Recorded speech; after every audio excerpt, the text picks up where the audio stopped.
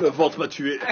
Le 12 janvier 2010, Haïti a subi un tremblement de terre qui a fait des centaines de milliers de morts et plus d'1,5 million de sans-abri. Et au final, qu'est-ce qu'ils ont eu? Un remake de We Are the World et quelques maisons construites, mais aussi rapidement qu'une maison bled. Aujourd'hui, on va voir ensemble comment ce qui aurait dû être la plus grande opération de reconstruction de la perle des Antilles s'est finalement terminé en une escroquerie et en un scandale international. Et évidemment, tout ça après générique.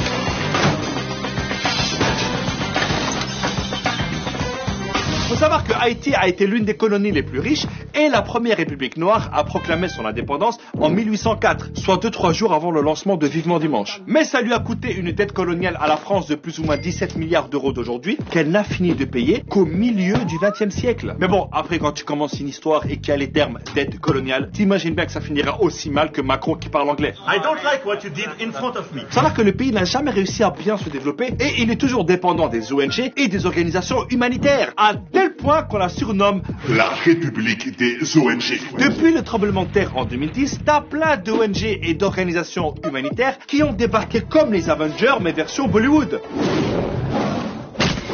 Parce que t'en as plein qui ont fait des trucs sans logique, sans coordination, et énormément d'argent a disparu. Et croyez-moi, c'était pas la faute de Carlos Ghosn.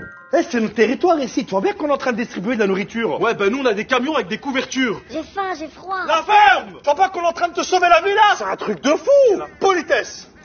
Bon, qui a faim? Qui a froid? Le gros problème aussi, c'est que t'as des humanitaires qui se sont crus tout permis. Les gars, on n'est pas à la police ici, hein. Il y a des règles. Par exemple, Oxfam avait des employés qui ont organisé des orgies avec des prostituées. C'est quand même triste pour une ONG reconnue pour son excellent travail. T'as aussi les casques bleus de l'ONU, censés protéger la population après le tremblement. Ben les mecs, ils ont apporté le choléra avec eux. Ça a fait plus de 10 000 morts et 800 000 malades. Et encore, il a fallu du temps pour que l'ONU reconnaisse son erreur. Et puis t'as des gentils ONG qui ont distribué de la nourriture sans penser aux agriculteurs locaux. Comment tu veux que le paysan vend ses légumes quand en face t'as un mec qui vend tout gratuit? Mais la médaille d'or du grand n'importe quoi revient à la Croix-Rouge américaine. Elle a recueilli 488 millions de dollars de dons jusqu'en 2015 et elle a été accusée de n'avoir construit que 6 maisons.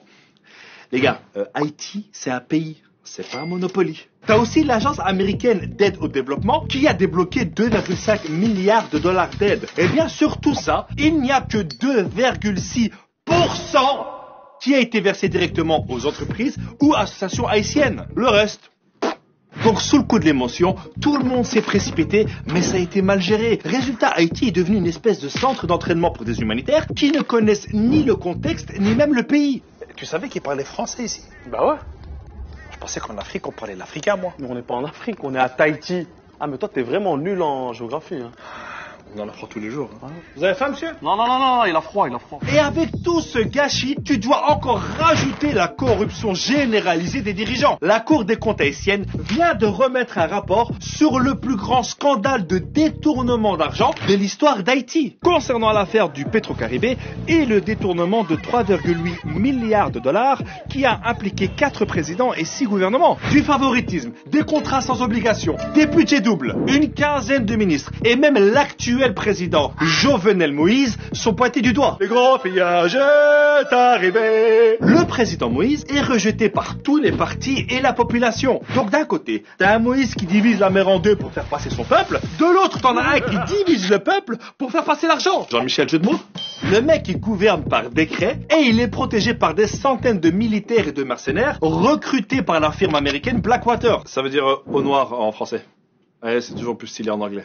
10 ans après le tremblement de terre et l'intervention internationale, le pays s'est encore plus appauvri et la criminalité a explosé. Le peuple haïtien proteste depuis 2 ans contre l'injustice et la classe politique corrompue. Ah, là-bas, c'est pas des gilets jaunes qui doivent être distribués, hein, mais des gilets pare-balles. Avant le séisme, Haïti était classé 149e sur 182 selon l'indice de développement humain. Aujourd'hui, malgré toute cette aide humanitaire, le pays est classé 168e. Et il y a toujours des problèmes d'insécurité, de maladies et il manque de tout. Je pense pour sortir de ça, il faudrait une vraie enquête. Et quand je te parle d'enquête, je te parle pas d'un sondage fait par des ONG à la sortie d'un métro, mais d'un vrai bail à l'échelle internationale pour savoir qui sont les responsables de ce pillage. Je pense que la France devrait aussi revoir son histoire et rembourser sa dette d'indépendance à Haïti. Ce qui, je pense, lui permettrait de s'en sortir un peu mieux. Notre présence ici n'a pas laissé que de bons souvenirs. Nous, on est avec le peuple. Ils sont debout comme ils l'ont fait à l'époque pour gagner leur indépendance. Et évidemment, n'oubliez pas de partager cette vidéo pour sensibiliser un maximum de monde. Et comme dirait mon proverbe, celui qui partage la vidéo